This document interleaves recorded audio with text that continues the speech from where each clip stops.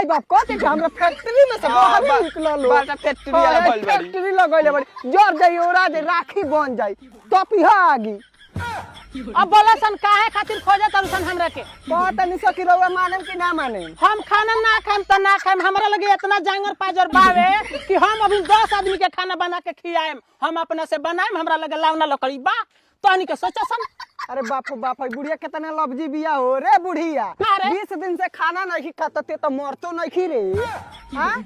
तो मरत कहां नहीं खी ओठ पर परान अटकल बा हमरा ना तो ते तो बुझाता कि एथी अमृत पी के आइल बाड़े अमृत नहीं खी पीले मरे हमर दुश्मन करेजा काहे फाटता गैस आलू बन तरुसन तो गैस पर बनाओ सन खा सन तो नामो बता ना कौन भतर काटी तोरा के खा के देतिया कंगना को उतना धूम बारे कि हमरा के खियावतिया हां हम यही जैसे तनी के चला सन कहां चला सरे हमनी के एबरा जातन से पंचायत बिटो रे आते चल पंचायत में तब तोरा का हमके बतावता नी सो